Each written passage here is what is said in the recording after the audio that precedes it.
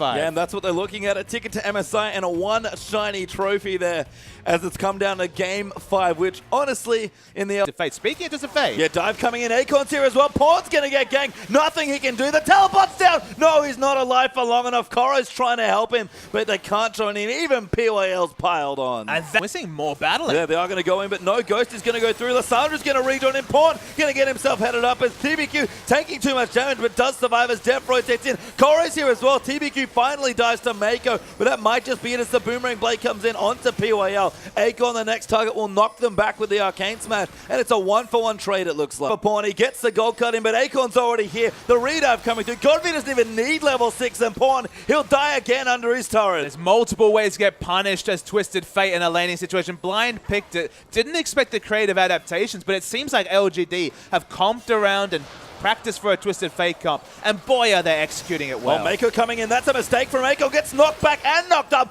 tanks the turret too often, and that kill goes to Koro. Yeah, crucially it goes to Koro of all people. It's been so well held by Imp. Suddenly 13 CS in this one. He's not a true control mage player. He's had that in the past in his repertoire, but this whole season has been on those offensive champions. There's the Destiny though. Going into the top side, Koro's moving in as well. Aiko will get stunned up. Koro needs to use the ulti, does get in there. Do they have enough damage as Pawn lining up another card? Does come in, insta gold card, and Koro gets another kill. But there's so many members coming top, and I don't even know if a turret will dissuade them. Well, it's going to give Def the trade here as well, but Pawn low, Godby diving in. Good flash of the cleanse comes out as well, but Koro, he's got nowhere left to go. Will die here as PYL picks him up. Who's going to get the kill? That's the important question. Lives for a little while longer, but does finally fall to Godby. What the? Why are you living? There we go. But realistically, it should have been so much more. Should have been a double kill. To the game. Koro actually porting into that's who they want. They're going to go in onto Imp there as PYL joins in as well. The Destiny use just for a bit of vision. PYL interrupting as much as he can, and TBQ's come down as well.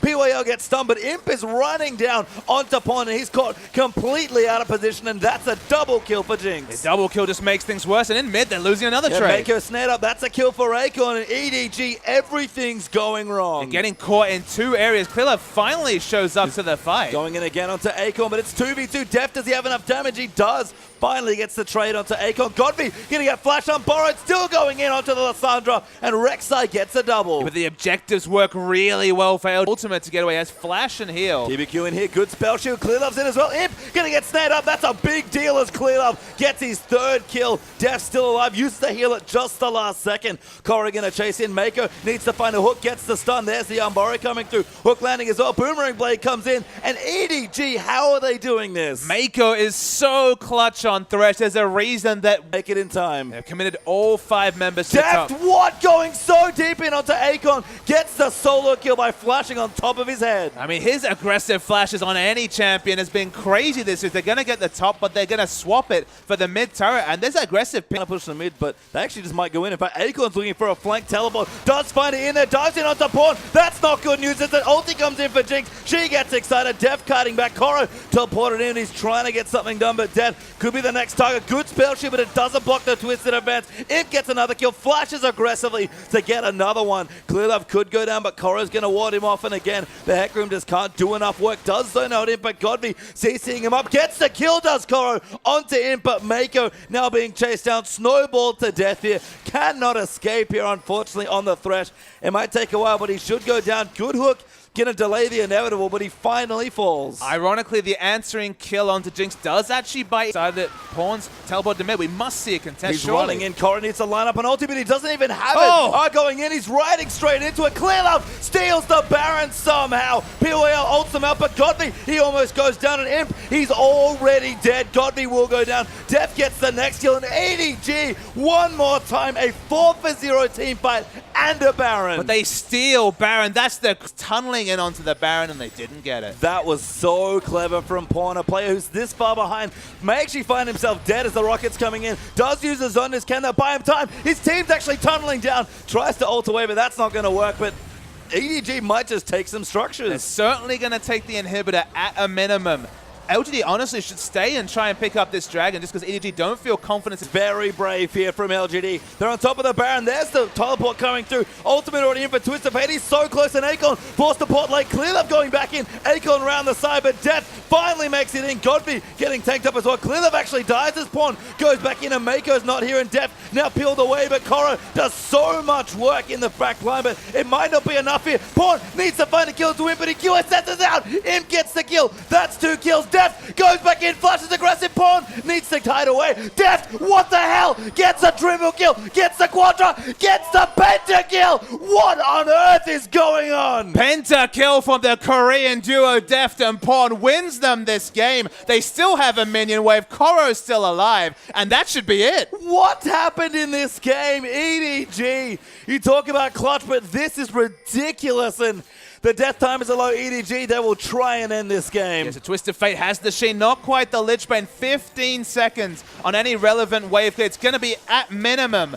a bare Nexus, and with 3 globals, that's going to be a big deal for LGD to defend. 1 turret down. EDG are training down these turrets. Can they take out the game? PYL's back. TBQ's back as well. Imp is going in, but EDG, they're committing. They want to go for the Nexus. They take it out. The once and future Kings ascend again to the throne. EDG, your 2015 LPL Spring winners. Just a miraculous victory there, Patient Time, as you lose your voice at the most active times.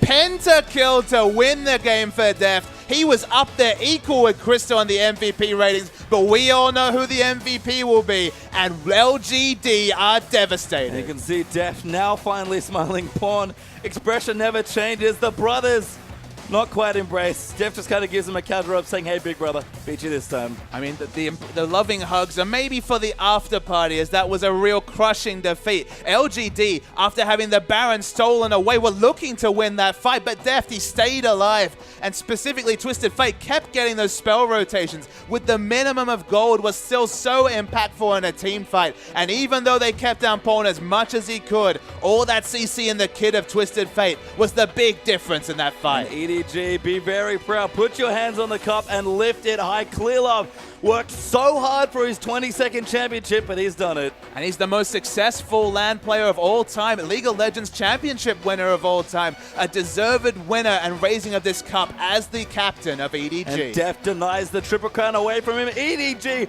hold their heads and their cup high in what was an absolutely absurd best of 5. I don't know what the next split's going to look like, because this one ended in absolute insanity. And it's a 5-game series that had everything. It had the smart strategic moves by LGD. It had the craziness of just this game in particular and the melee range Corki play. But EDG, they looked like the playoffs wouldn't be theirs. 2 games, 2 series going to the best of 5. At times looking like they wouldn't be able to take it down, but they did it right at the last. Deft picks up the title in China. EDG keep the title in their organization, but only just. LGD made them work for another title, but at least for the first one here in China, EDG continued their domestic dominance, albeit with a few new Korean faces. And that's the thing, Pawn finally gets his next domestic championships. Of course, he already won with Samsung Blue, hit another final. That's 3 finals in a row between the 2 Champions finals and now the LPL finals. His domestic run is already super impressive, and Deft as well. Clearlove, so happy to win again. You know, you wondered, he's been around for so long, 4 or 5 years at this point. Is Clearlove going to retire? I feel like he's come back in 2015 and really just proved that he is still one of the best players in the world. It's just not the same Clearlove, Pesham. I was there with all the detractors of Clearlove, often would role play as Evelyn and not even be playing Evelyn, just be invisible. Take a